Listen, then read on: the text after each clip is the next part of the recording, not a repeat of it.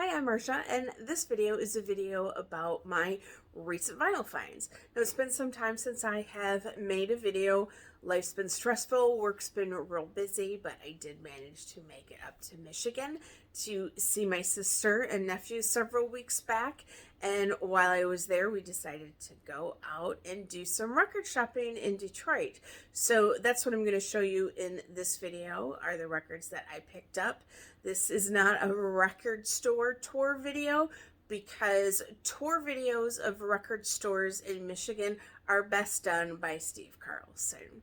So the first record I got was Incense and Peppermints, the Strawberry Alarm Clock. This is the record store day version. I was real happy to find this one because on record store day, I struck out at all the local record stores here in Orlando. So totally happy to find this copy. It is numbered, but I'm not even sure that matters. It's 2140 of 3000. Next, I found Underwater Moonlight, the Soft Boys. This is a record that has been high on my want list for some time. This is the 2011 reissue, and I didn't care if I found the reissue or if I found an original. I'm just glad I found one, because these aren't very easy to find on Discogs, so I didn't think I would ever be able to find one in a record store, and they're pretty pricey on Discogs as well. So I was extremely happy to have found it. I think I actually did audibly gasp in the store when I came across it. Next up is a Glen Campbell record. By the time I get to Phoenix, this particular record store, I was at the Detroit Record Club, which is my t-shirt here. They had quite a number of Glen Campbell records. They must have just taken in quite a large collection. My nephew also picked up a Glen Campbell record.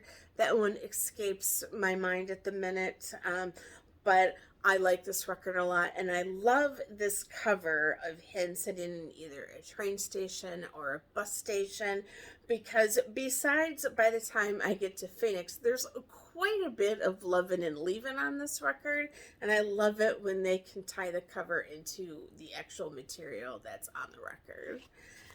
Next is Mr. Dynamo, Ronnie Hawkins and the Hawks.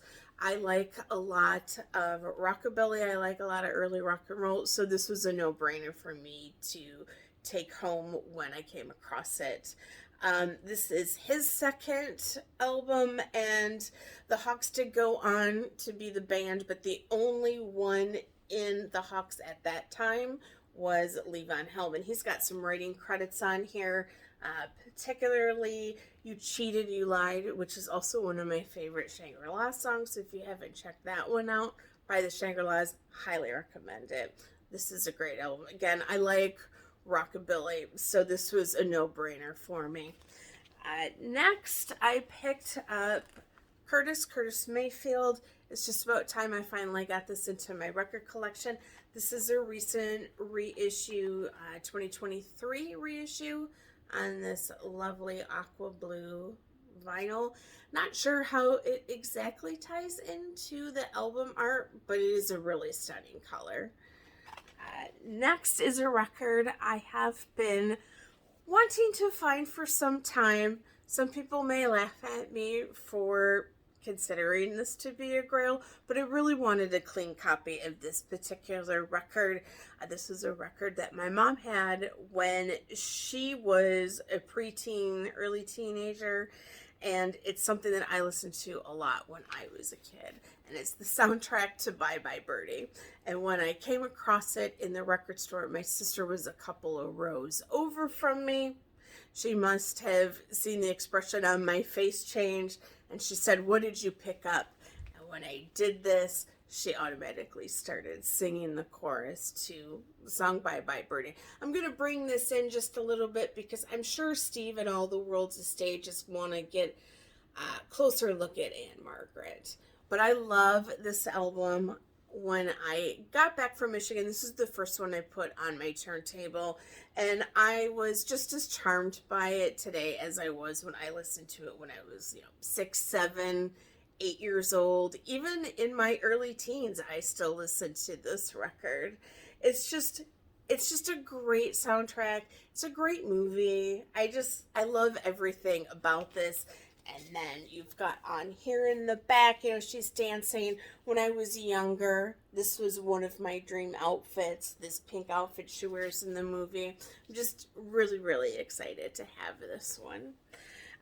Finally, the last record I got is probably the best record I picked up. Emmylou Harris, The Ballad of Sally Rose. And my God, this is such a great, great album.